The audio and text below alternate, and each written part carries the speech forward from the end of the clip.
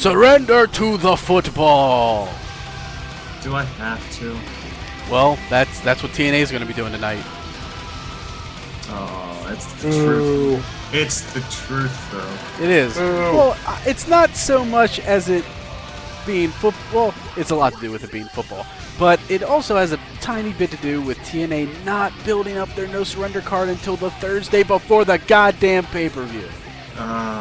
And it felt bad that the week before it's like, hey, they haven't announced anything for the show.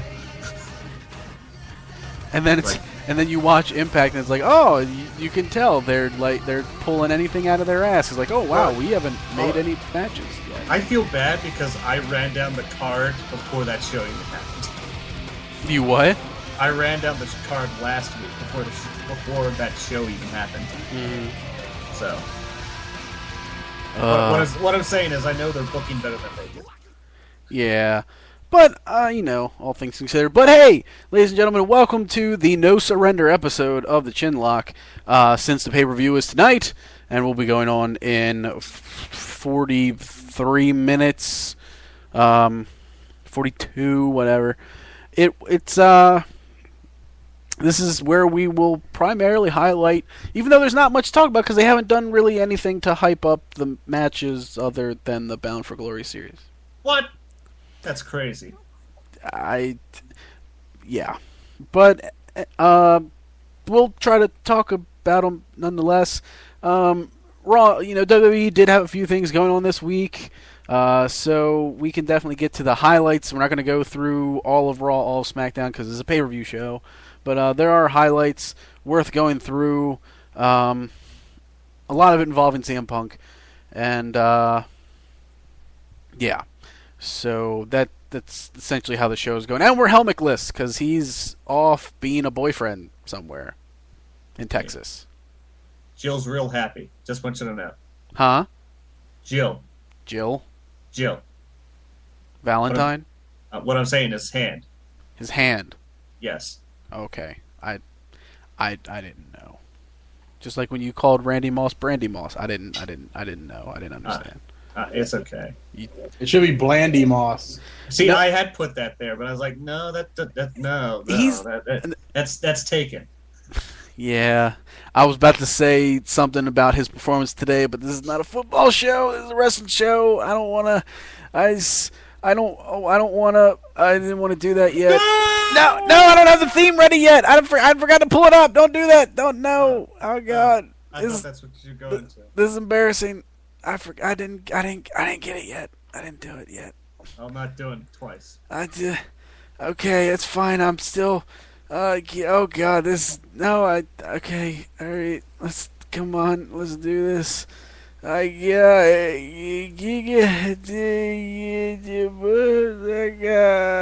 God, this is bad.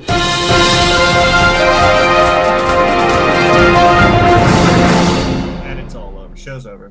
Good night, everyone. Yeah, I fucked it up for everybody. I'm sorry. It's not his fault. It's not my fault either. It wasn't my fault. It's not my fault. It's completely and utterly Brett's fault. Oh, I thought it was Kurt Angle's fault.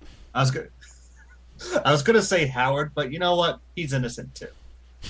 Hey, you know what? Let's leave Brett alone. He had a thing in the family that happened recently. Let's give him one more day.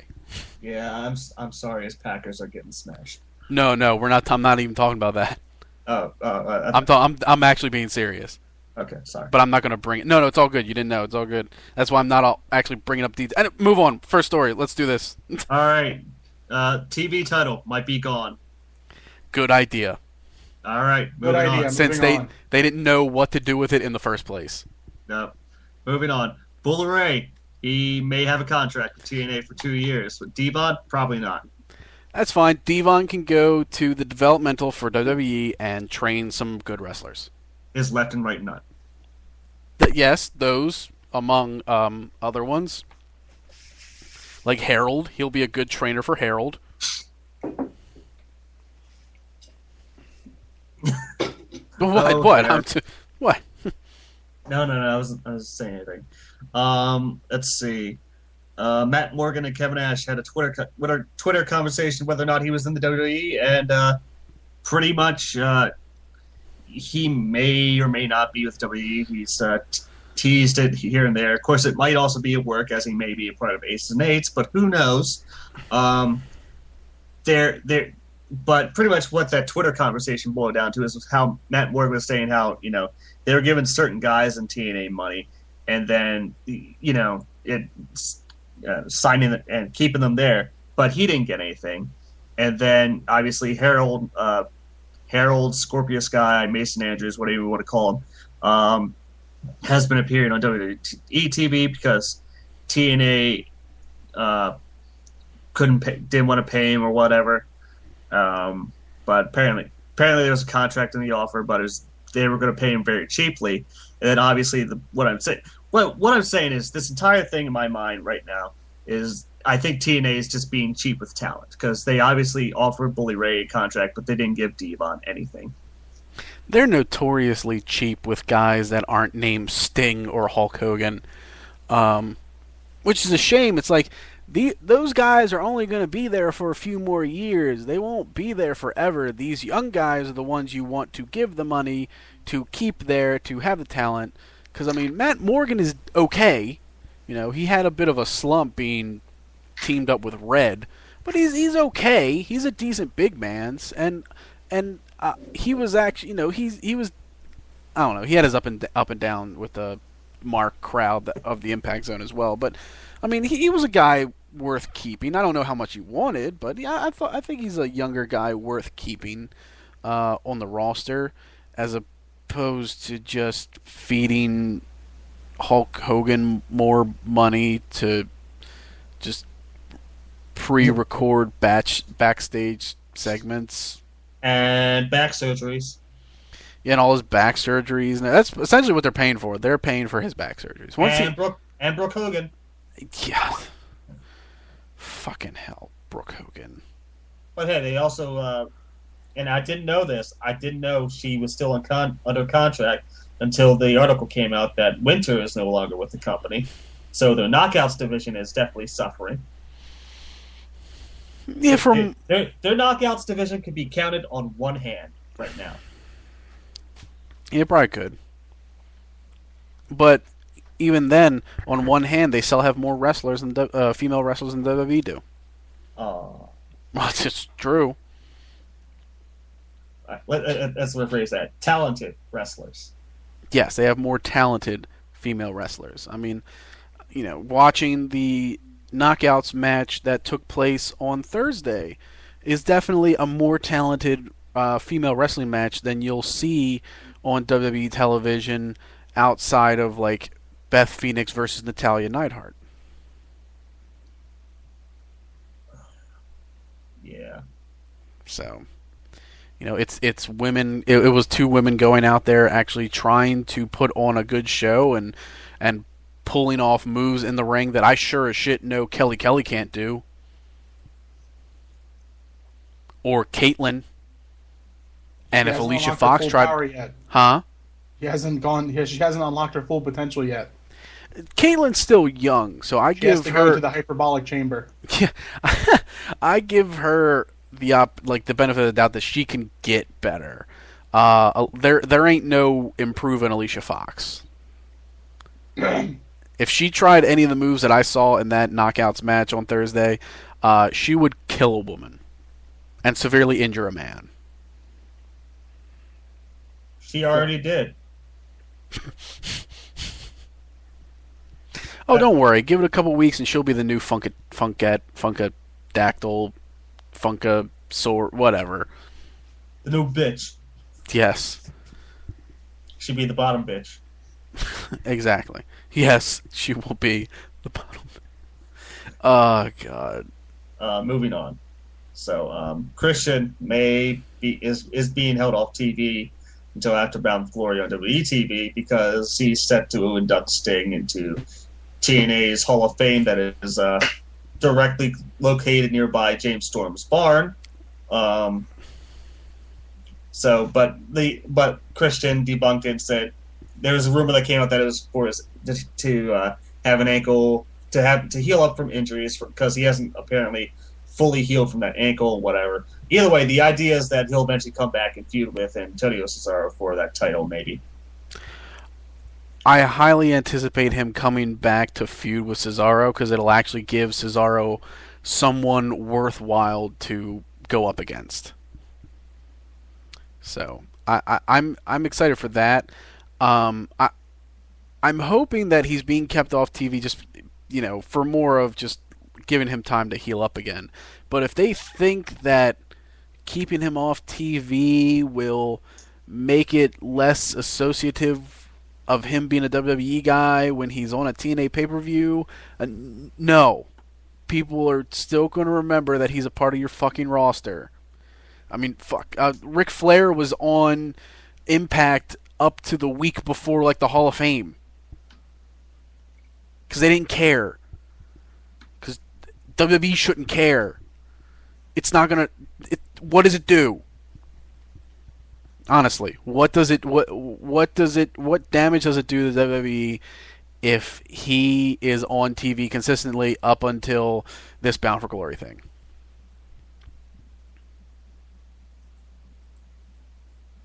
No one cares what he's saying. Well, I was asking you guys, like, what does that hurt? Like, how does that hurt them? Or if you sit there and think about it, I don't. You're a WWE guy. In what possible way, thinking about it, could that be bad if he's on WWE TV up until like a week or two before that pay-per-view? It doesn't hurt anything, and I think it's dumb that they're keeping him off TV for it. I mean, if it's also benefiting him to the fact where he's healing up from nagging injuries, then I'm more okay with it. The wrestlers that I like, and even the wrestlers I dislike, I want them all to be healthy. I don't want them to be out there injured or wrestling hurt and shortening their careers or anything like that. So, I mean, if this is helping him with some injuries too, that's great. But I know that's not why WWE is taking him off television. It's more to do with like, oh no, he's going to be on the competition when clearly TNA isn't really competition. They're just, if at best, they're an alternative. And that's not a dig on TNA. That's not me trying to shit on TNA. It's just the God's honest truth. I mean, if you're pulling just over a 1, you're not competitive with the shows that WWE puts on to draw money. You're just there on a different night with no competition from any other company, as just something where if a wrestling fan's home on a Thursday night from 8 to 10, they got something to watch. You know what else is an alternative? ROH programming on your local Fox affiliate. And that's on Saturdays, I think. Or whatever new NWA programming's coming out that's going to be on Ion. Oh, I'm sure that'll be great. What I'm saying is there are other shows than TNA. What I'm saying, though, is TNA is going to start getting fucked come this Thursday. Because Thursday night football is now every goddamn week. In the ass. Yes, like they start like week 2 now instead of like week 8. And that's going to suck because Spike may see that as like, oh, maybe the live impacts aren't working. Hopefully they understand that, oh, we're taking a dip because football's on. Especially when the first match is like a big rivalry game in the NFL. So. Yep. So I mean, I want them to do good in the ratings because they're putting together a decent product, but it doesn't help when you're directly up against football because I think the Thursday night games start at 8. Yep. So, yeesh. Well, anyway, guess what? The WWE network has been put on hold indefinitely. I can't believe it. I thought they were on the cusp of being a reality. We have infrastructure for a network, and the providers to put it on cable. That helps. Yeah. Even though NBC Universal will say, "Here, take a part of this." Yeah, I was gonna say, weren't they going to give them a chunk, like a time block chunk out of one of their channels? It's off its Universal HD channel, but yes, but WWE bulk and wanted its own network. See, that this is another instance of WWE thinking they're bigger than they really are. Am I wrong? Well, how will the future of WWE Crush Hour ever come to fruition now? Crush Hour 2. I just want to know what's going to happen to that Legends House show that they film the entire season for it. I think I'm pretty sure I thought I heard somewhere that's going to end up on Syfy. That's fine. Yeah, Okay. they could still show that. Yeah. I just think, hearing that they were offered a chunk of time on one of NBC's networks, that can open up the door to your own channel.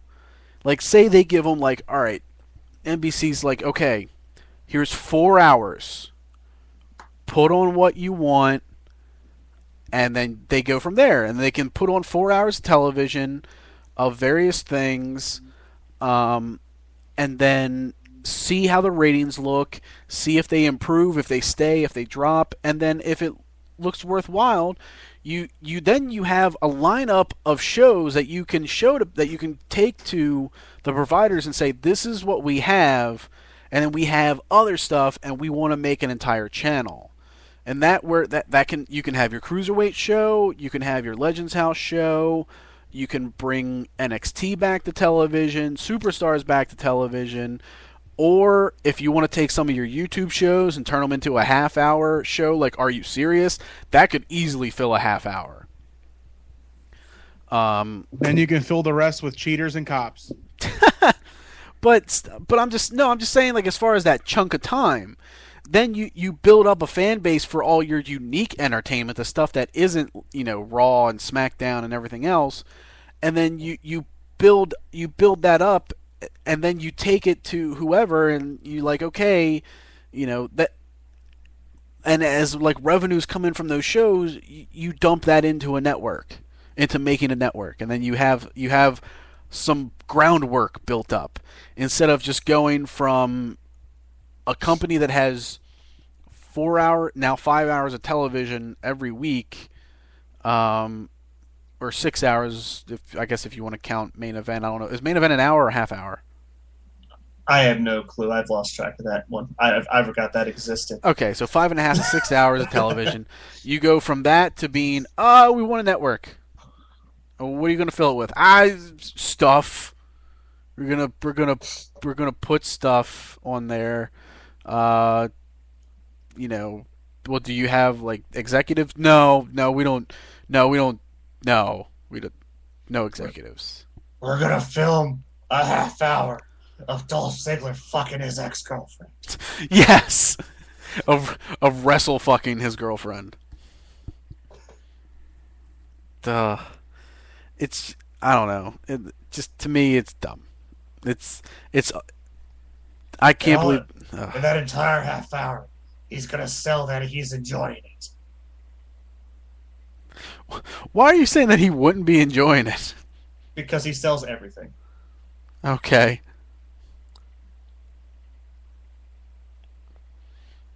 Anybody else got anything to say about the WWE network? I forgot about it. All right. Well, finally, last bit of news. Rey Mysterio and Sin Cara. One of them might be turned heel just for WrestleMania, and I don't see the reason why. I don't see why one of them needs to be heel. And you know who they're thinking about turning heel? Rey Mysterio. Rey Mysterio, which I think is a terrible idea. He's like a huge merchandise seller for them. I know. I think Sin Cara could benefit from being a heel. Maybe. I guess then he'll if just... they do it where he just pops up, attacks someone, and then runs away, that works, I think. I mean, I don't know. He's... I mean, have Sin Cara be like the anti-Blue Blazer. I barely remember anything about the blue blazer gimmick when it was around. He just popped up, attacked someone, and then ran away I mean, as a face yeah, I mean, I don't know. without the dying. Yeah, I mean, I know the whole thing. This match spawned from them wanting to have like the most masked people in a arena or something like that, right? Yep, it was supposed to be for a Guinness World Record. Yeah. So if you want the masks to sell, they got to be face. No kid wants to buy a mask to somebody that is a bad guy. So you want Question. Do Yeah. paper bags count to as what? a mask? Do paper bags count as a mask? Was WWE actually selling paper bags? No, I'm just saying. Do paper bags count as a mask? I guess technically. Because I don't see why they couldn't do this with Rey Mysterio and Cody Rhodes when he had the mask going on. Wait. So you want Rey Mysterio to bag people? No, I'm not saying that. Oh, okay. Then what are you saying? I was saying they could have done this with Rey Mysterio and Cody Rhodes when Cody Rhodes had the mask going on. Okay. Because if the paper bags act as a mask, wouldn't that count as towards that record? Because people like wearing paper bags. Maybe, I don't know. I have no idea. I don't know if that would count because Guinness with some of their records are very strict and particular. But I mean, I don't see why either one needs to be heel. I don't. Two faces in a match. That makes no sense. Two faces in a match that are gonna be flying all over the place. That's a match open. That's a show opener right there. Throw it right at the beginning, and that's gonna have the crowd on fire. Well, you see that makes sense. So it sucks. Yeah, it's gonna be the second to last. Yeah, and I mean, Ray has to be the bigger merchandise seller than Sin Cara. I would hope so. I would hope so. And his masks are all over the place in every arena. I mean, hell, he's got that whole thing with the kids where he walks up to the kids that have his mask on, and then he gives one of them a mask and all that stuff. Do you want to turn him heel?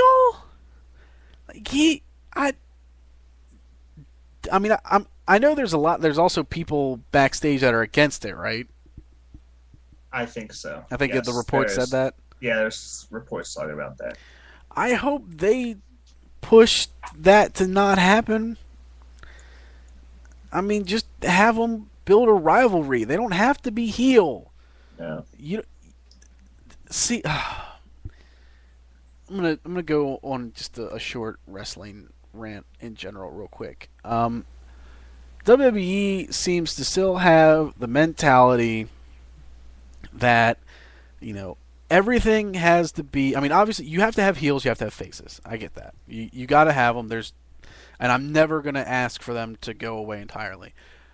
But every feud going on from top to bottom of the card does not have to be heel versus face, heel versus face, heel versus face. And the idea of how they handle heels and faces has to change.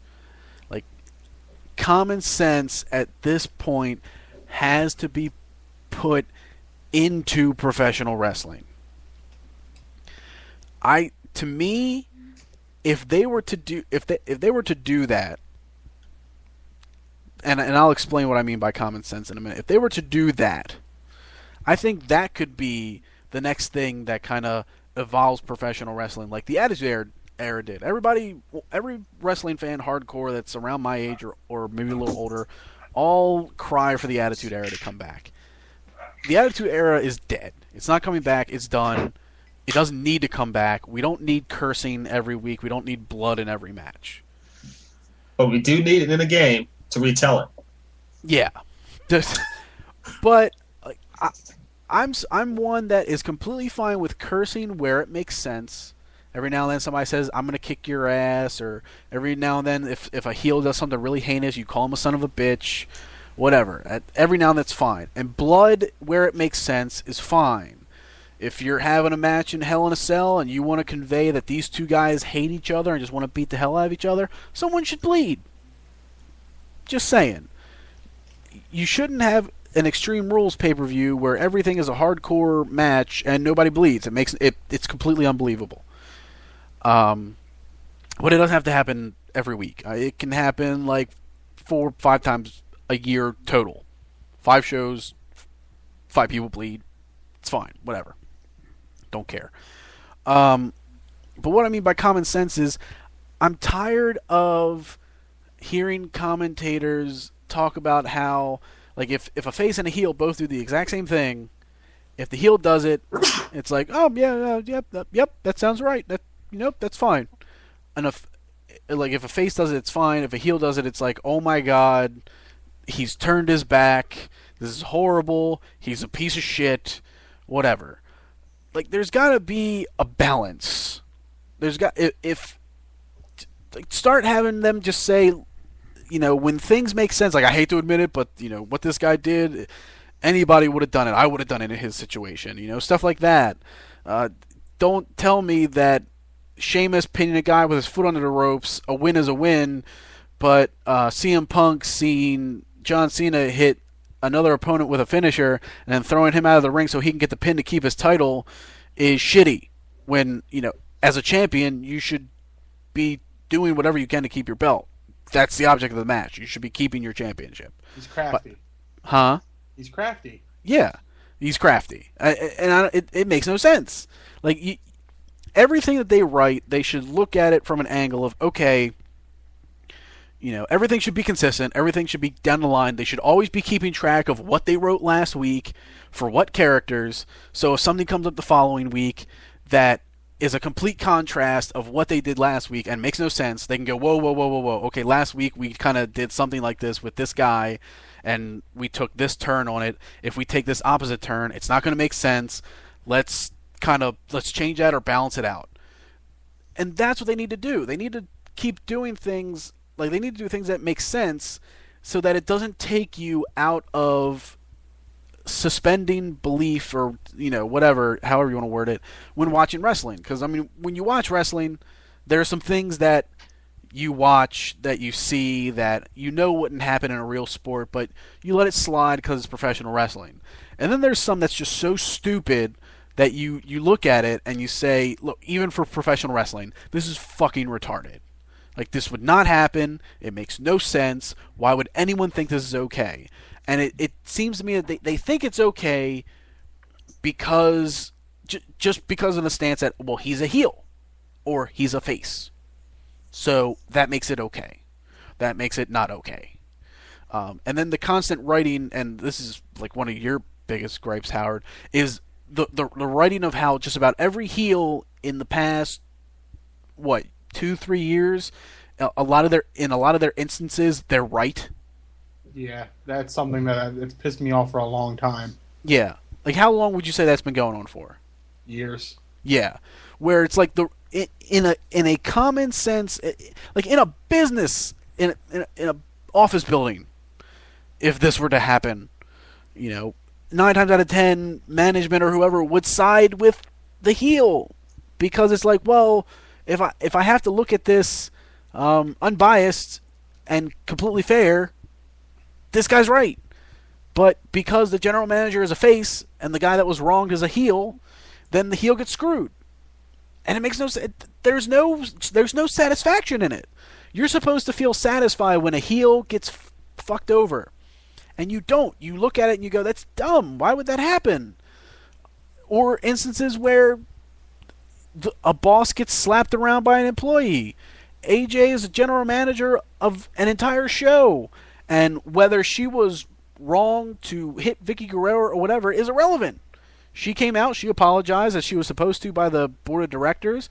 That doesn't give the right to Vicky Guerrero, who's just a paid employee, to slap her around and yell at her and demand things of her like now she's in charge. Because she's not. Any other instance, she'd be fired instantly for placing her hands on her boss. But in WWE, because it's pushing towards something else that's going to be really dumb, it's okay for her to just slap her twice and have no consequences. Because there's nothing's going to happen. Nobody's going to come out on Raw and have board of directors come out and say, "Hey, you know what? No, you can't do that."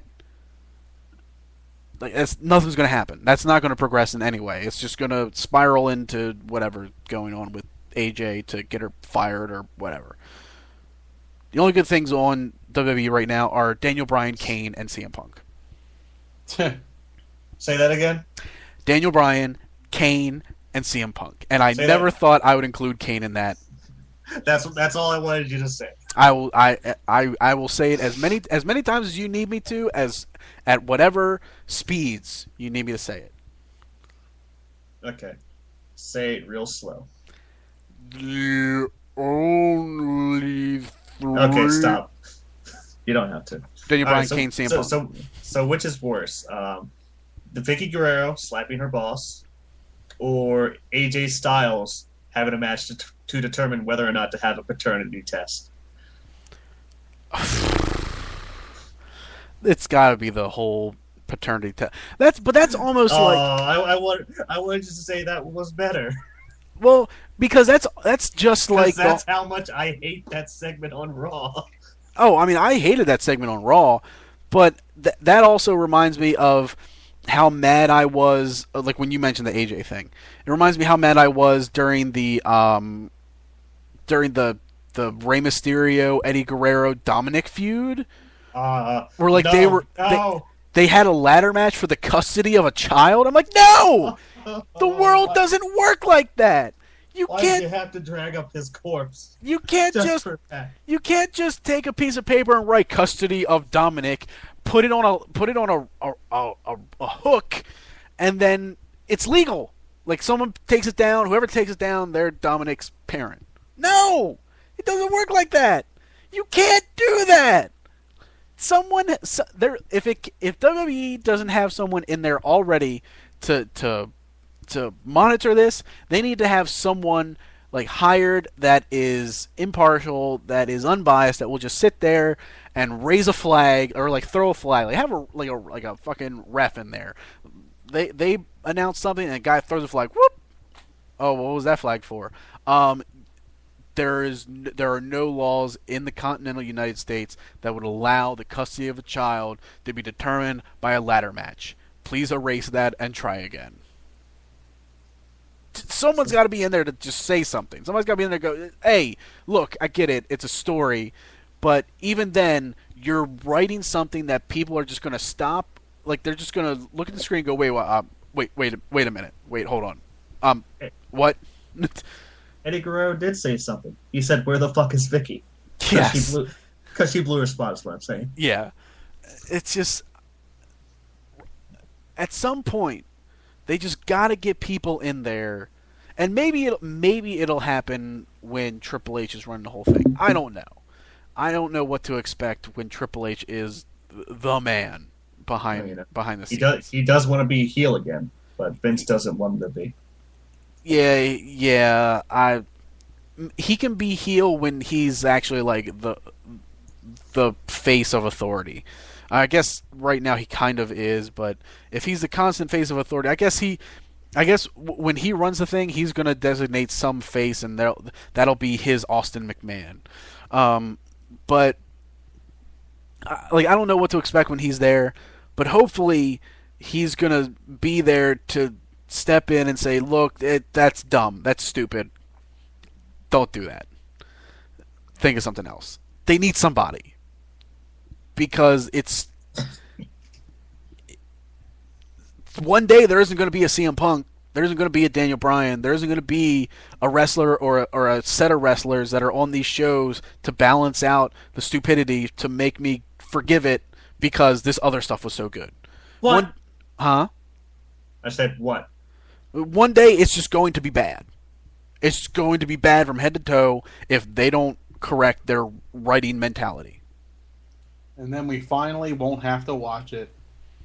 Yes, and this show will be over, and like all 10 of our fans will be disappointed. Actually, our show gets about 50 people a week, so Thanks, whatever. 50 people. Yeah. So those 50 will be disappointed when that happens. Because I can tell you, if it's all just that, if it's all just Vicky Guerrero slapping AJ for 3 hours, I'm not watching it. I don't know. Some people would watch it I'm not. and get kind of oddly aroused by it. Maybe You're not going to watch it. So I so would watch. so 3 hours of Vicky slapping AJ or 3 hours of Triple H highlights.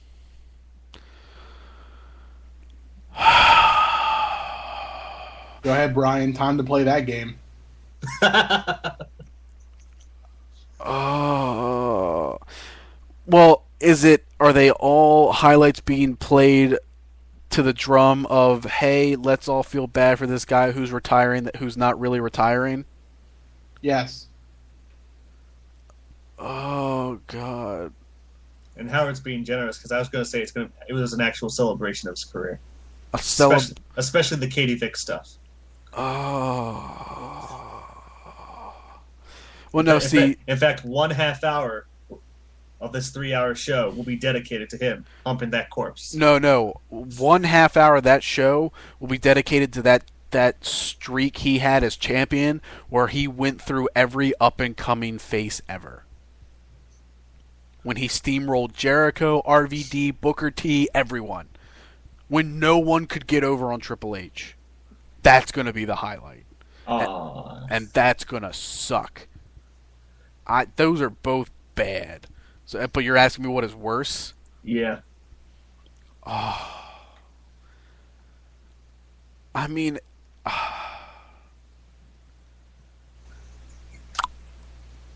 probably the Vicky Guerrero thing. Vicky Guerrero and AJ. Because at least sandwiched into the highlight things will be decent wrestling matches that I can live with. Vicky Guerrero, that's just Vicky yelling, and I don't like it. I don't like it. Duh. All right.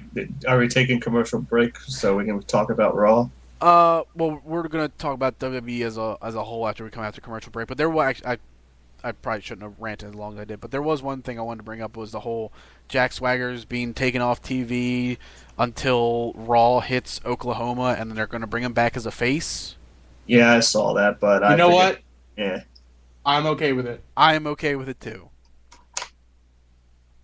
I think it's a nice restart for Jack Swagger, kind of like how we were saying Miz should be turned face. Yeah, I think he needs it. I think Miz needs it more, but I think Swagger definitely needs it. Yeah. Miz needs it because I think Miz has a more connection with the fans. Yeah, and I think it would be, from my opinion, it would be better if it was the Miz because, like I said, he does actually like sell merchandise and is relevant. And as sad as it is to say for Jack Swagger. Yeah, I mean, Miz as the face commentator on Raw was actually pretty good because that's pretty much what he was. Pretty much, yeah. But no, I mean, weird. I'm sorry, go on. It was weird. It was weird because I liked it. I liked it too, but I really do hope they bring Swagger back as a face because it'll be a new face for the mid card.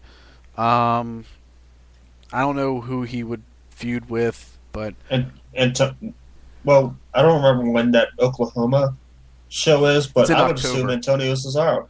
It's in October. I mean, Cesaro could definitely be it, but I mean, like if they're going to bring him back in his hometown, they're going to make him face. He's going to win that night, so I don't know if it would be Cesaro. Like, it's got to be something like a decent impact. Like, he's not going to come out and pin like CM Punk, but just if you want to make him a big face and you want to help it in his hometown, he's got to do something more than just come out and.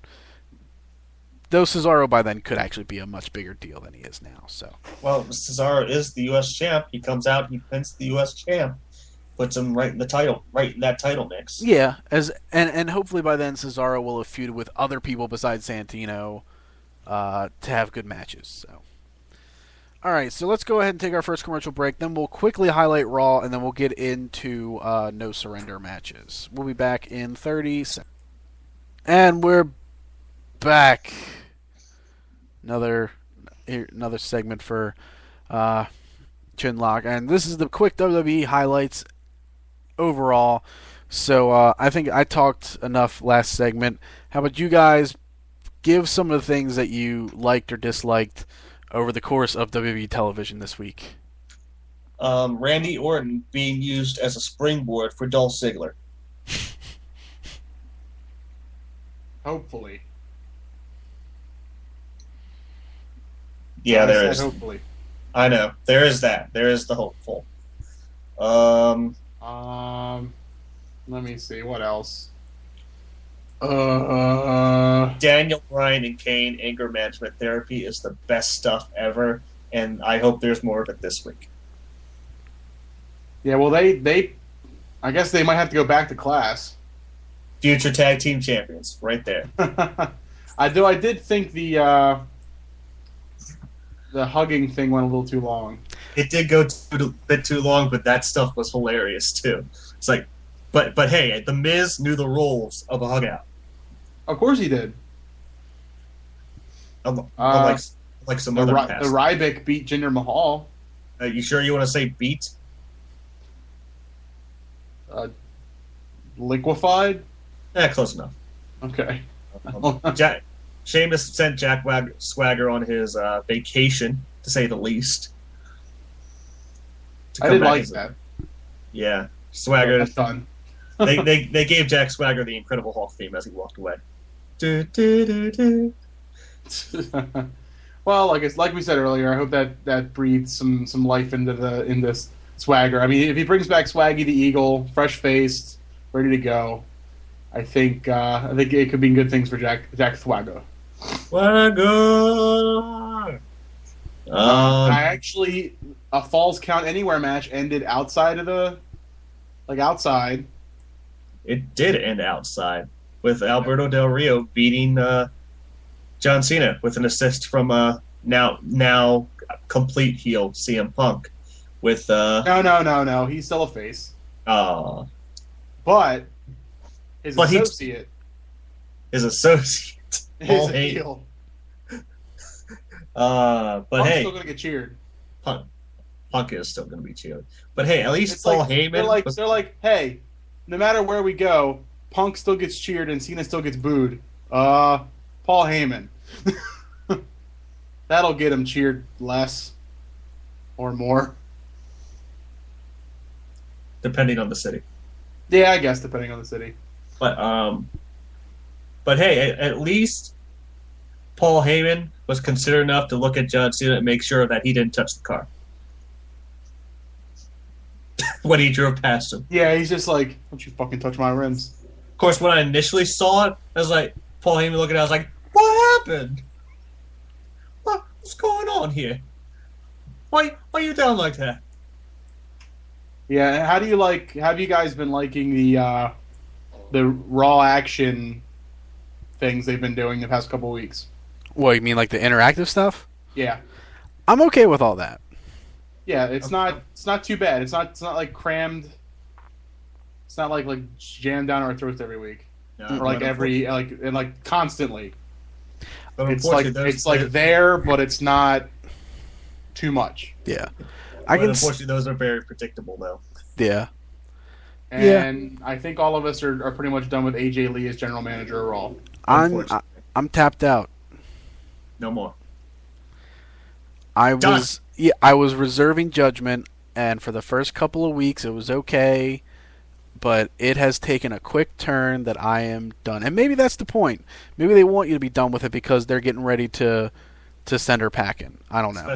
And Booker T, even though I had no problem with him on SmackDown. I have no problem with him as a GM, period. His backstage segments on SmackDown are entertaining. And he's a good authority figure. And I know there was that article that they're getting rid of both of them, and I know I read some comments because somebody was saying like, oh, well, like a lot of people were saying the same thing that I'm saying, or it was like, oh, a lot of people are, a lot of people were saying Booker T, like, oh yeah, Booker T's doing a real good job as GM, and like one guy got really pissed off. It was like, well, I can't believe, how can you even say that they're doing a good job? It's not a real job. They're not really authority figures. And it's like, no fucking shit, idiot. But you can Yeah, still, but he's doing a good job portraying that role. yeah, exactly. Like it's all of wrestling. You fulfill a role. Your role, your character needs to act a certain way. If you go out there and your role or your character is to be a demented evil clown, you could suck at it. Yeah. You're not actually a clown. No. If you're supposed to be one on TV, you could be good at it or you could be shitty at it. So, shut that guy. That guy's an idiot. Yeah, I mean, just it's another instance of smart marks not like Not being smart. not being smart at all. My name's Mark, and I'm not smart. Yeah, so I mean, I'll be kind of disappointed with Booker T being taken out of that role because I think it suits him better than being on commentary. But I mean, it depends because apparently they're going to take both of them out of the role to put someone really huge in the role. And if that's the case, then if it's someone like Flair, I think Flair would be awesome. Yep, and he has been general manager before. Yeah. Seeing Flair do that would be hilarious. Or if they pulled it out of left field and got like Scott Steiner, Oh. yeah, you'd be so happy. Scott Steiner, general manager of Raw and SmackDown. Oh, no one will get simpy. No one will get simpy. I'm just seeing the backstage segments that him and Eve are gonna have. That's all I'm thinking about. Every diva that they're going to want to get out of the wrestling ring and like into something else, they're all going to be his assistants. Every single one of them. You want to see a real man? Oh, and I hope he comes out in a suit, but with his chainmail like hood. Oh, but the suit's really just a vest because we have to see the tattoo part Yes, of his caved-in chest. yes. Big Papa Pump is your general manager. Holla if you hear me. Oh, it would be great. Do that, please. Oh, another big thing this week in wrestling. I know I'm trying to move ahead. Is on SmackDown. They banned the rope kick for Sheamus and Del Rio's match. Like just for that match, or just in general? I don't know off the top of my head. I'm pretty sure it's for the match, but I think the way it ended up being worded, it might be in general. So The way they did it is just dumb. I mean, it doesn't really hurt Sheamus because that's like Sheamus's third finisher that he's had, so he'll just revert back to one or two. But I'm pretty sure they already teased what he's going to use. Is it? It's not the Celtic Cross again. I'm pretty sure they're going to start having him use the Texas Cloverleaf. Yeah, because he has been seen using that. He's been on and off using that for like a year or so. It's like sometimes he does it, sometimes he doesn't. I don't know. I mean, the bro kick produces a lot of cool spots in wrestling matches. So, Especially against Dolph Ziggler. Yes, especially against Dolph Ziggler or Evan Bourne. So, but I mean, I don't know. Just the way that they did it. It's like Booker T's is like, no, I'm not doing it. I'm not doing it. I'm not doing it. I'm not doing it. And then in the middle of the main event match, he comes out, yeah, I'm doing it. I'm a do it. I'm doing the thing.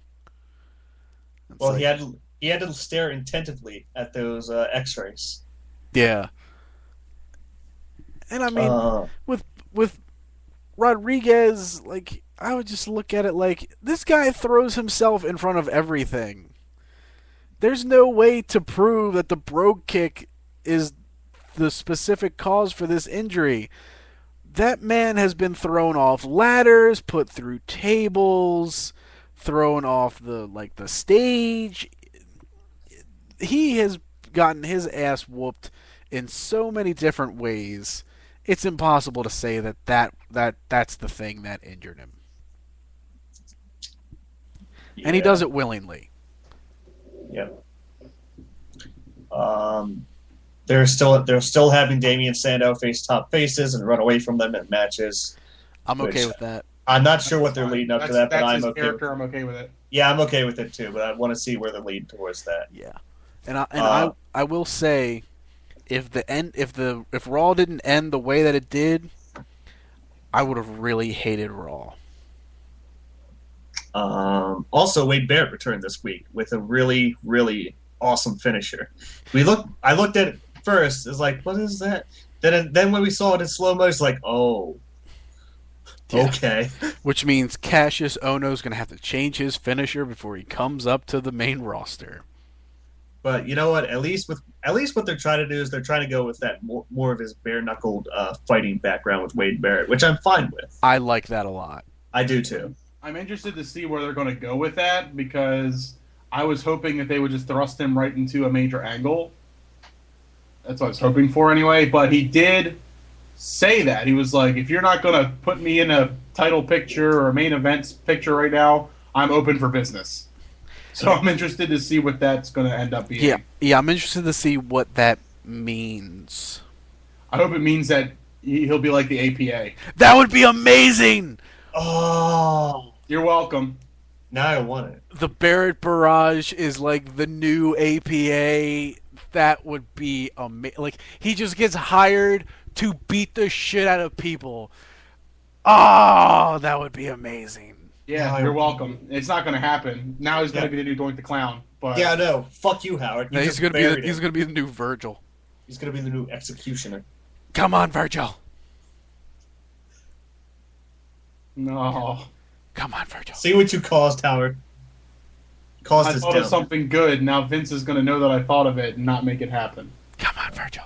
Also, they didn't really change his theme. They just played a different part of it. This theme song's different. Not by much. It's still the same song. I would say that sounded maybe I guess just the different part, but that sounded nothing like his. It is actually. It's not. I swear to God, it is. What did you listen to his old song entirely to know? No, Are you trusting the internets? no. Then where did you get your information? I heard Reveal enough- your sources. All right, I am the source, and YouTube's. YouTube. Ah, poppycock. I believe you mean cock of puppies. No. Yes, you do. No, I didn't. Oh. Also, many kittens. Also, what? Many kittens. Oh, Many kittens. Many kittens. It was kitten smack. It was the kitty episode of SmackDown. Ah. It was a cat party. Cat party. Also, Zack Ryder and Heath Slater have a rivalry bet going on now. And I like this whole possible concept of the Internet Championship being defended on YouTube pre-shows. Because it's still that would technically mean it's being defended on the internet. That would be a good idea. I like that. Yeah. If they do that, I like it. If they don't do it, whatever. But I'm just saying, if they do that, I like it. It's a good idea. Makes No. sense. It also means that Heath Slater gets his own YouTube show. At least that's what I hope. Let's see. One man band. The primetime players continue to be dumb. So they continue to be the only team that can be on number one TV. contenders. They're the only ones allowed to be number one contenders. So I don't know. I I mean, feel like that Sheamus is using the Texas Cloverleaf more recently. yeah. It's called the Celtic Cloverleaf, but that's just me. I think they just call it the Cloverleaf. They should call it the Celtic Cloverleaf, or the Ginger Leaf. No, it's just the Cloverleaf. No, You don't get to have what you want. he's just called a Zeke tweak. God damn it! I mean, because I do like. I actually like that just as a submission move in general. I think it's a. But then again, I've always liked. I've always liked the Texas Cloverleaf. Yeah. Of course. So, I mean, overall, it was. I mean, SmackDown was definitely better than Raw. Raw produced some interesting segments as far as the hilarious stuff with Daniel Bryan and Kane, and then just the stuff with Punk, with Punk and Cena, and now Heyman, which I'm really curious to see where that is going, because Heyman, I mean, Punk doesn't really need a mouthpiece, but segments with Heyman and CM Punk together could be really, really good. So, I'm curious to see where that goes. I think what they're trying to do is heel by association, if you know what I mean. Yeah, I think it is a way to help get Punk over as a heel, and that's fine. It also keeps relevance and connections To Brock Lesnar. Yes, exactly. It keeps him relevant. So that definitely helps. Keeping Brock Lesnar relevant until his eventual TV return, and also giving everybody a reason to boo Punk. So, I don't think it's going to work. to get people to boo Punk? No. They're going to boo Paul Heyman, but not Punk. Not in the Marktowns, at least. I think having Heyman helps. I don't think it's gonna trigger a full on heel turn. I mean, I don't know, but I think it helps. Yeah. What about you, newly joined fourth person? Well, I assume that we're talking about the pairing of Paul Heyman and CM Punk. And how it will affect trying to make Punk heel. Well, I mean, again, I think for the casual fans, it's gonna be a help. I mean, again, the people, CM Punk's fan base is gonna cheer just out of appreciation of his work, no matter what. So that's kind of the way that I stand on it. But I mean, I think as far as getting him, heat at live crowds, I think it will be a bonus. Yeah. Fair enough. All right. Anything else on the E before we take a break and then move on to Impact No Surrender stuff? Negative, sir. I'm good. All right. Well then, 30 seconds, and then we'll be back and we'll discuss the complete debacle that is making a card for No Surrender. And holy shit, Smitty watched Impact. So, And we are back, ladies and gentlemen. And as I said, this is our No Surrender episode because the pay-per-view started 15 minutes ago. So that means we are here to now discuss No Surrender, which essentially means discussing this past week's Impact because that's where they made the entire card. and I feel Nothing bad. says. Not good, Timothy. I still feel bad because I pretty much labeled out their entire card the week before, including who was winning what in Bound for Glory series. In other words, I'm picking Bully Ray all the way through. Well, don't get the predictions yet, man. I already predicted it last week. It doesn't matter. Just wait and do it. Well, did you know that? Did you successfully predict what the X Division title match is going to be? I did. I don't remember you saying Zema Ion versus Sanjay Dutt. You definitely didn't. I did. No, you didn't. I did. Yeah, no, you didn't. I did. I don't even watch Impact. I know you didn't even say How about that. Magnus versus RVD? When did you say that? I actually didn't say that. He one. actually, I think he did actually say that. I didn't say that one. No, I can he honestly did. say. He did say that. No. I'm not taking No, credit you for that. did. All right, I'm taking credit for it. that was my goal. Ugh. Making him take credit for it. But anyway, I can say the wrestling part of Impact was good. Some of the backstage stuff, I don't mixed bag. Though Yeah, that's pretty huh? much what Impact is anymore. Good, solid in-ring stuff, mixed bag everywhere else. Yeah. Though kudos to Hulk Hogan for producing a hilarious segment of immediately eliminating AJ Styles from the tag title match. That was funny. When he walked in and goes, I can beat him. I want to be in the tag title match. And then Hulk Hogan's like, you're one guy. You know what? This first elimination's easy. AJ, get the fuck out. That was funny to me. Because now, apparently, they're going to have, once a month, there's going to be open fight night, and then as a separate show, once a month, they're doing Championship Thursdays, where Hulk Hogan will have contenders that he'll eliminate throughout the show until the main event is the champion versus who Hulk Hogan deems worthy of a title match. My only problem with that is that's what he was doing on Open Fight Night, Yeah, and now it's its own separate thing. which is dumb. It's dumb to me because his logic is still backwards A when little it bit. comes to picking opponents. Which is why the real opponents, the Robbies, weren't picked. The Robbies actually made sense in all of their segments. They were the best choice. They were the best choice, and they made sense. It's like, look, tattoo guys have been together for like a week, and Chavo's only been here for like a month. Me and Robbie E and Robbie T, we've been together for a year and a half. We work as a tag team. We are a legit tag team. And it's like, oh, yeah, Mexicans. Let's pick, we're going to do the Mexicans. Don't get me. We'll get into that match later.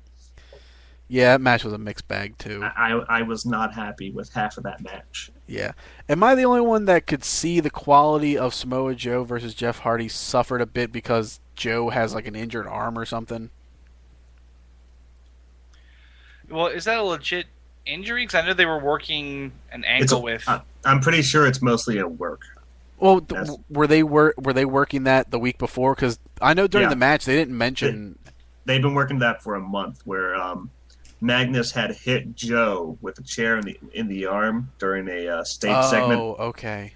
And so last week he lost via. Last week AJ Styles was trying to beat Joe via submission, but Joe was able to roll him up. And this week, obviously, Hardy was able to beat him via submission. Mm-hmm.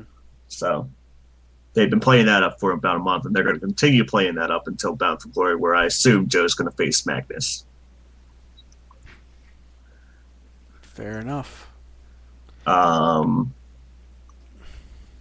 I actually felt that match was the better of the two BZF's matches for the night. I thought shouldn't have been first, should have been second. It was still good. Yeah, I actually did like RVD versus Bully Ray. The only bit of that match I liked was the finish. How did you feel about that match, Helmick? Did you see it? Yeah, I saw probably the first 3/4 of it, and yeah, I mean, it was fine. Nothing horrible, but again, nothing to really get excited over. Bob Van Tam, to me, has just been really just kind of ho-hum, kind of going through the motions for a while now. So, anything to get that guy off TV for a while or to limit his time, I'm okay with that. Well, they did pull a Randy Orton-like finish where RVD leaped into a Bubba Cutter. Yeah. Oh, okay. Actually, I do like the idea of that. I can imagine that going over pretty well. It actually did. It actually went pretty good. I mean, Bully Ray can't beat Randy Orton quick, but the spot still looked good. Still looked real good. So, and I did like the opening of the match where Rob Van Dam was doing the RVD, and then Bully Ray just kept pointing to his calves. Yeah. I enjoyed that. Mm-hmm. I enjoyed all things Bully Ray on Impact. That's nice. I know one thing you didn't enjoy. Brooke Hogan telling Tara that she can get her teacher's degree. No. She didn't say she'd get her teacher's degree. She. I can tell that it doesn't make you very happy to talk about what you're about to talk about. She was sitting there talking to Tara because Tara earned a number 1 contendership for the Knockouts title that's happening tonight, and she's like, she said the teacher beat the student. Now let's see if the teacher can earn the diploma. And Maybe she was going for her master's. Shut up. I stared at the TV and I said, Brooke Hogan, you stupid bitch. It's not even the writer's fault. It's just because it came out of your mouth. No, it's not the writer's fault. That's her. Every word that came out of her mouth, was off the top of her dumb head. What if the writers actually fed her that line and she said it? If they did, then they need to be thrown into a pool full of piranhas. I wanted to say it's still her fault because it came out of her mouth. Yes, that too. Because, it was such a stupid line. I'm just like, come on. And that was Nah. that was pre-taped. That wasn't live. That was pre-taped. Just I don't care if she's Hogan's daughter. Just stop. You know what? Let's re-record this and that thing with the diploma and the teacher thing. Don't say that. Let's not say that. No, it's bad. Ow! No, it's stupid. And like I said, the thing that drove me the most nuts about that entire segment is you could tell her stuff doesn't get written. Like, I'm sure she says, no, no, no, no, I'm fine, I can do this. And they go, okay. And they just roll and let her say what comes off the top of her head. That whole segment felt like that. Like when Gail Kim was getting in Tara's face and they're talking smack to each other, you can tell they're just trying to think of things to say and they're failing at it. Don't touch me. You don't touch me. Yeah, that's brilliant. Great. Good writing. That's awesome. Yeah, there are some people who should never ad lib. Ever. Yeah. That was dumb. I hated it. That's my most hated thing. My second most I didn't like anything with the kidnapping of the guy with the aces and eights. I didn't like the fact that it was just one segment. I didn't like the one segment, and I'm glad it was only one because I would have hated if it was four of them. I would have hated all four of them. If there's progression, but Just yeah, it was. I can see your point that having your world heavyweight champion do a crime on national television. That's your whole point, right? your world heavyweight champion and the boss of the company have publicly endorsed kidnapping and assault. That's okay. It's old school. But yeah, like do it old school, break his legs. Like they endorse the breaking of his legs, torture for information. They endorsed torture, kidnapping, all for information that they didn't get because the guy got hit in the face with a hammer anyway.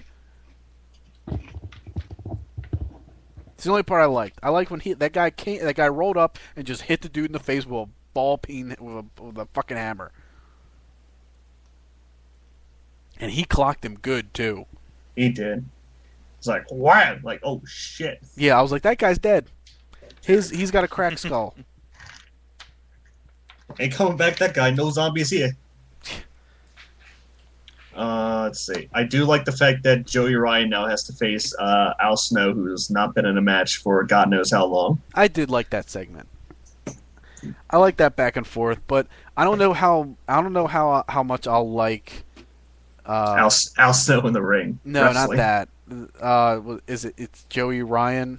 Yeah, I don't know how long I can stand his gimmick. it's better than any of the other gut check contestants. Oh yes, no, Hello, Alex Silva? Don't know what you're talking about. It's that guy. I don't know what you're talking about. Okay. Ric Flair. He's not in the company He's anymore. no. Alex Silva is the last masterminding plan of Ric Flair. He's their going away present. He was. I'm leaving. Alex Silva. Woo! 15 times. Yes. I don't know. Like I watched the highlights of Joey Ryan and I watched him in the ring, and it's like it's at some points I like it, and other points I'm like, you look like a 70s like porn star, which is weird to me. But I mean, the ring work is good. He's got good ring work, but I don't know, just the look of him. I'm confused. It's better than some of the other ones in that company still. Yeah, I'm just saying for long term, I don't know if he's got the type of gimmick that I'll still enjoy down the line. You'll like him more than Zema Ion. Oh, absolutely. I fucking hate Zema Ion. I hate Sanjaya. It's who he is to me forever. He is Sanjaya. Stupid that hairspray spot at fucking Destiny. Fuck. God damn it. I hated that. How he won the belt. It was stupid. Oh, Bully Ray has Joseph Parks back for whatever investigation Joseph Park is going to do. Yeah, I liked that segment. Like I said, I liked everything Bully Ray on Impact. Everything involving Bully Ray, I liked it. So the fact that if they did sign him to a new 2-year extension, I'm happy.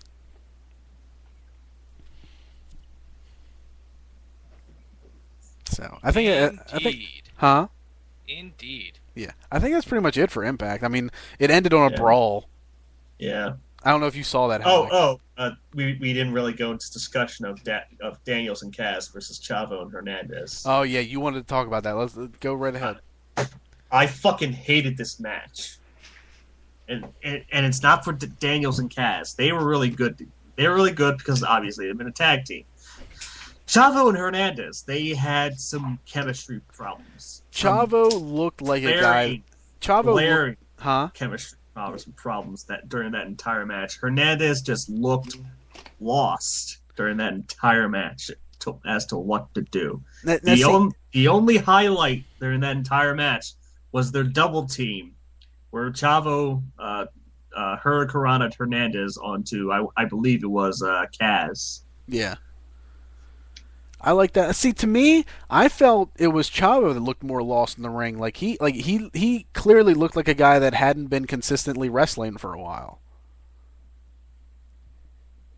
Either way, it was bad. Oh, it was. I mean, I actually liked how Hernandez looked for the most part.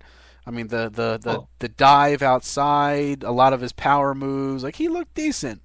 And I think if those two, like, put those two on house shows and let them work consistently for a while, and I think they'll get better. But right now, they definitely look like two guys that were just thrown together. But anyway, Daniels, Kaz, thank God, still your tag champions until maybe tonight when they face Styles and Kerrang. Yeah. If Kerrang's healthy. Oh well, he says he's wrestling. Come on, yeah. Kerrang wrestles he wrestles injured all the time. Yeah. So. I mean, it would amaze me if that guy actually, did take any more than like one show off. Mm-hmm.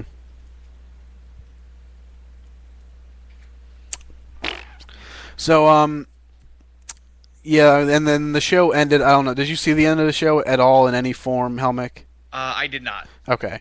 They pushed forward with the whole kidnapping thing. They brought the guy out because Aces and Eights agreed that one guy will come alone to get the guy, the grip, the kidnapped guy. But it was under the conditions that Aries will get to face the guy that tried to break his arm at No Surrender.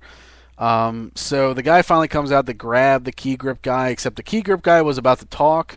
So when he comes and grabs his buddy, the big dude ends up hitting the key grip guy in the face with a hammer, like really hard. Yeah, eat it, New York Mike. Mike from New York. Yeah. I thought they were referring to him as the arm breaker. Yeah, they refer as the arm breaker. Whereas I like to refer to him as arm breaker Luke Gallows because I assume it's Luke Gallows. That's what I'm thinking too. So now it's Armbreaker Luke Gallows versus Austin Aries tonight, and they ended the show mid brawl. I don't know how you feel about mid brawl endings. I'm not exactly a fan of it, but it makes you say, "Hey, what happened?" Yeah. The problem is TNA does this way too much. Like they'll have there's episodes where they'll have 3 or 4 big brawls per show, and it loses its effect. It's like contract signings. At this point, I'm just kind of tired of it. Oh, so you want another one, right? Yeah, of course. Every week. Next month. Next month. Yeah. Yeah, and it'll be for Zack Ryder versus Eve, and who gets to be on top match. Yeah, that's fine. Kane will be the winner. That's what I want to see. I want to see every wrestling show, and with a contract signing that turns into a big pull-apart brawl every week. You also missed me saying that the only good things on Raw this past week were Daniel Bryan, CM Punk, and Kane. God, you're right.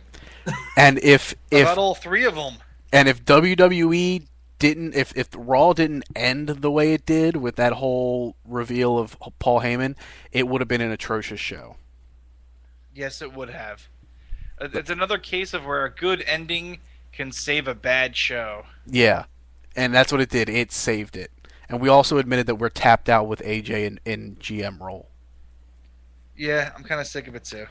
Though we're all okay with Booker T being a GM. Yeah, they haven't made me sick of him yet. No, I'm actually okay with him so far. All right, so let's get into Bound for Glory predictions. Since we are 32 minutes into the show, I guess we might as well say there is one match that has a conclusive end, and that is Jeff Hardy versus Samoa Joe. Jeff Hardy won. Clean, no interference, no nothing. Jeff Hardy won. I called that one. I told you that was going to happen. Yeah, he won with a roll-up. After Joe refused to tap from some sort of submission move. Joe got out of it, and then he got rolled up. So, we don't need to predict that one. That's dumb. Yep, Jeff Hardy won. I wonder if it was the same submission move that he used on Impact, which looked really nice. Oh, yeah, that kind of like arm bar, like clutch that he had. I don't know what to call it. It was real neat. Yeah, it actually, and it looked like something that if somebody had an arm injury, they would tap from. So, look at them being thoughtful in that shit. Until the roll up. That's really stupid. It's like, oh, Joe won't tap, but he'll get rolled up. Yeah, let me go back to the results. Joe set up Hardy for a muscle buster. Hardy reversed it into a roll up. Then Hardy catches Joe in a submission hold, but Joe refuses to tap. He fights out of the hold, but Hardy manages to roll him up out of nowhere for 1, 2, 3. That's dumb. Yeah. That was a bad ending. I agree. And currently going on is Bully Ray versus James Storm. So obviously they're going to be the first two matches because they have to set up for the main event, give the guys time to rest. So in that match, what do people got? Bully Ray versus James Storm. Bully Ray. I am with Timothy on this. Bully Ray. I'm also going Bully Ray. I like Bully Ray. I hope he wins. I wouldn't be surprised if James Storm ended up winning, but I do hope for Bully Ray. All right, next, Tara versus Miss Tessmacher Knockouts title. Brooke Tessmacher. I will say that the teacher does not earn the diploma. Fuck you. I know. Fuck me. But I will say that Miss Tessmacher continues her reign of terror. Yeah, I'll go with Tessmacher. I don't care. Go with the spider. Go with the fans. I'm going to go with Brooke Hogan. Spider fans. Spider fans. I'm going to go with, hey, I got my spider back, but I lost my title. There you go. Okay. What? What does that mean? Zima Ion versus Sanjay Dutt. X Division title. Zima Ion. Zima Ion. Yeah. Ion. Magnus versus RVD. Magnus. I'll say Bob Van Tam. I will say Magnus. Or no. Actually, I'll say RVD via DQ. I don't think it'll be clean finish.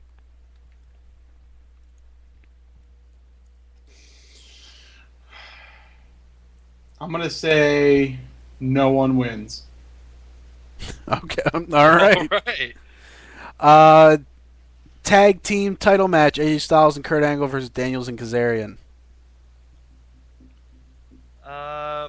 I say that Styles gets his vengeance here. So I'm going to take Styles and Kerrang. I'm actually going to take Daniels and Kazarian. I am also. I hope you're right. I'm also going to take Kazarian because they want to milk this out for one more month. Yeah, they really want to milk out the whole, I hate the tag team champions that I have, brother. I agree. All right. Austin Aries versus the Armbreaker. I'm gonna say the arm breaker. I'm going to say giant brawl. That's what I was thinking. Another big brawl. Another big fucking brawl. Oh, I'm go gonna say ahead. the Great Go Khali. ahead. Go ahead. What did you say? You said the Great Khali.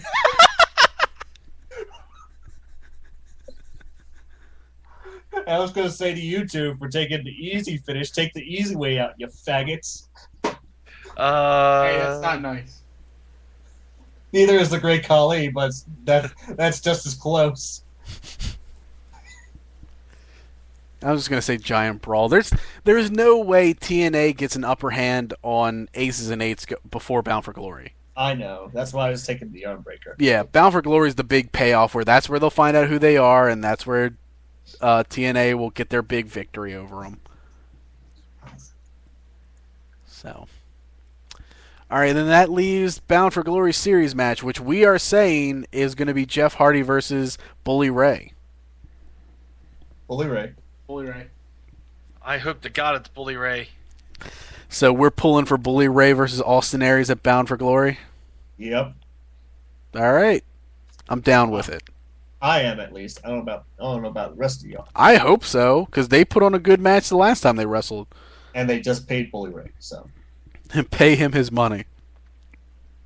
So, all right, I'm trying to see if there's been any update on the match. Let's see if we're right. It's still going on. Okay. And Bully Ray just hit the bubble bomb. But we have a ref knockdown before that. Oh, yay! Because Bound for Glory series matches need ref knockdowns. And for some reason, Earl Hebner looks like he's having a heart attack. Because he probably is. I don't know if he is. He's holding his arm so fucking weird. The pressure of selling merchandise behind people's backs have finally gotten to him. It's like his arm's broken. Maybe it is. He's probably having a stroke. The karma of screwing Bret Hart has finally come back to bite him in the ass. That's why Bret Hart's showing up tomorrow in Montreal. Yeah. All right. So there we go. Let's go over last week's polls. We're not doing any new polls because that's what we do on pay-per-view shows. We don't do new polls, but we'll review last week's as soon as I pull them up. As soon as they're up. They're not up yet. I'm getting there. It's loading. It's just like earlier in the show. That's because I wasn't ready for you to yell the news. You tricked me though. The news thing. I didn't have it yet. I forgot. I forgot. I'd forgive you, but I don't want to. All right. Best match of the week. Our nominees were Jeff Hardy versus Kurt Angle, AJ Styles versus Samoa Joe, CM Punk versus Jerry Lawler, and Dolph Ziggler and Del Rio versus Sheamus and Randy Orton. We have a tie. Winners are Jeff Hardy versus Kurt Angle and AJ Styles versus Samoa Joe. Oh, God, we have another tie. What the fuck? Worst match of the week. Our nominees are James Storm versus Rob Van Dam, Santino versus Heath Slater, Ryback versus Jack Swagger, and Miz versus John Cena. Another tie. Santino versus Heath Slater, and Ryback versus Jack Swagger. You know what?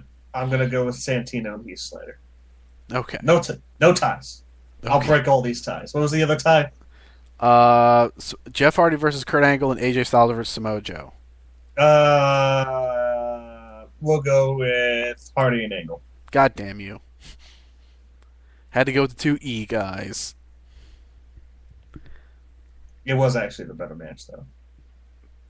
But Smo Joe. Anyway, best segment of the week. Our nominees were Anger Management, Sheamus and Damian Sandow promo, Hogan and Sting hired the law offices of Park and Park, and Kane apologized to Josh Matthews. 100% of the vote went to Anger Management. Of course. It better have. Oh boy, another fucking tie. WTF moment of the week. The continued burial of Dolph Ziggler. Triple H.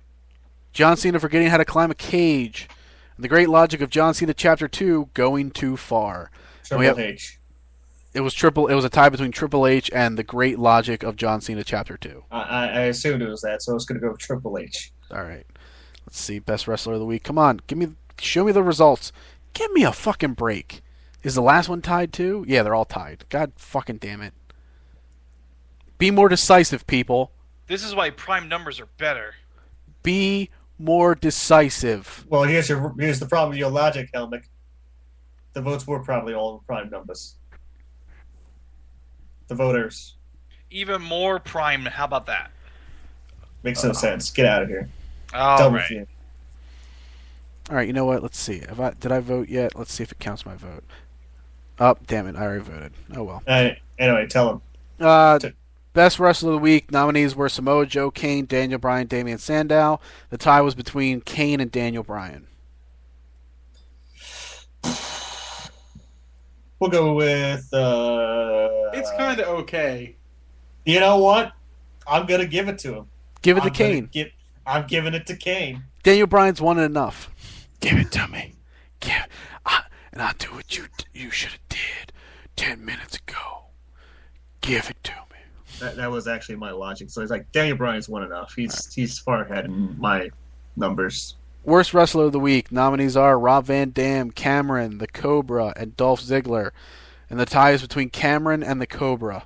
That's a hard one, but I'm going to go with The Cobra. Thank God.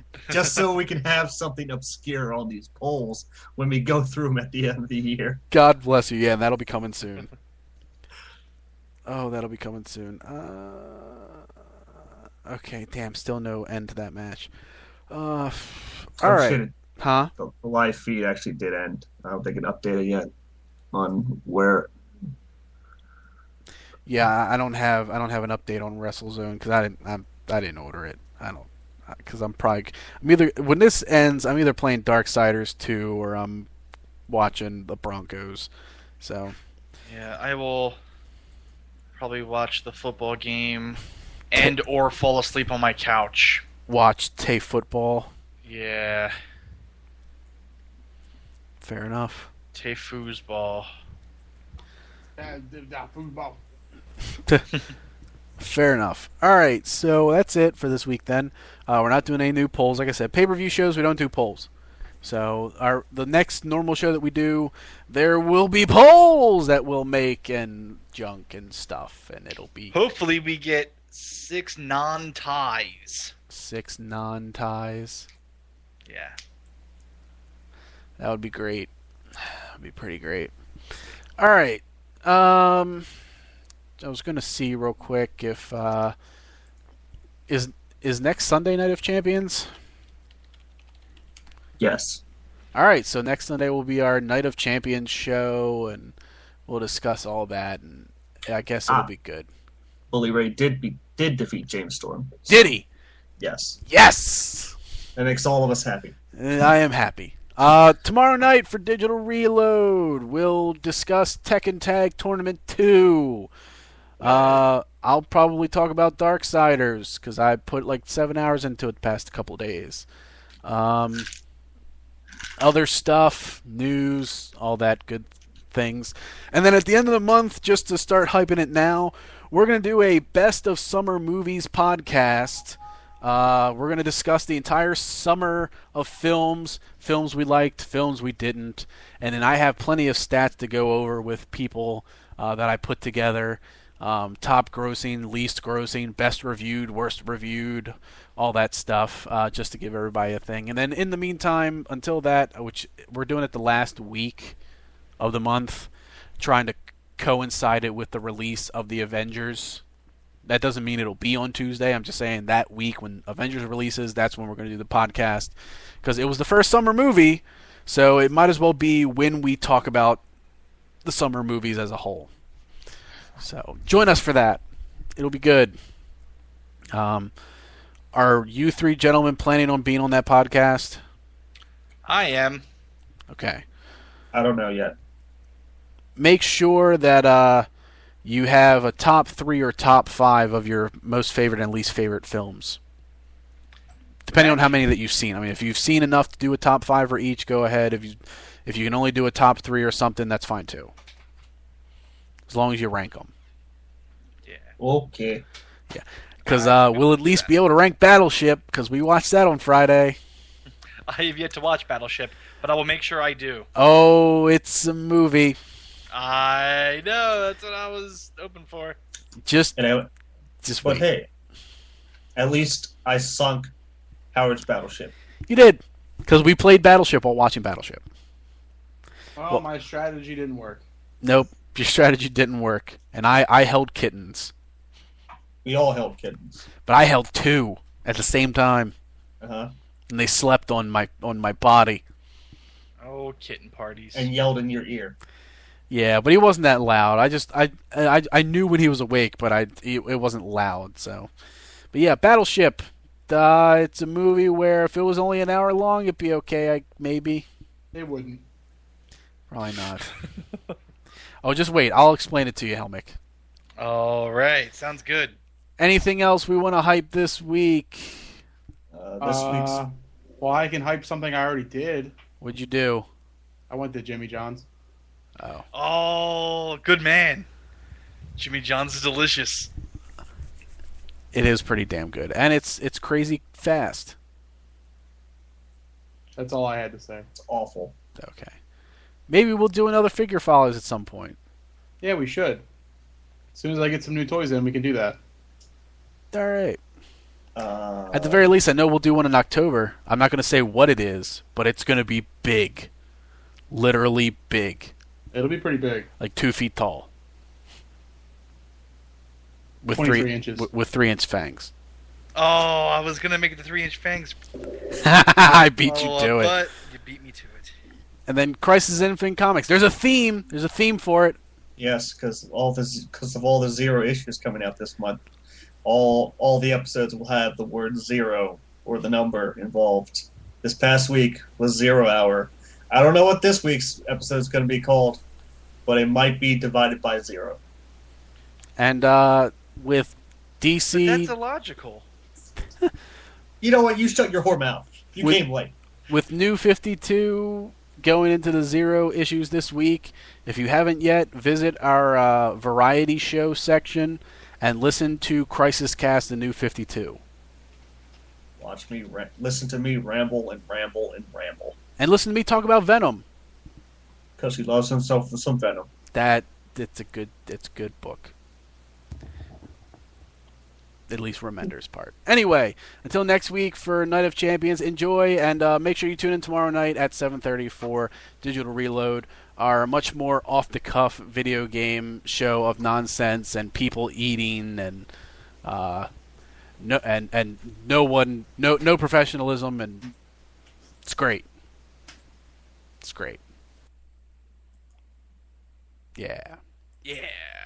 Fantastic. All right, you guys make your peace, and then we'll get out of here. I'm making my peace. Bye. Sorry I was late.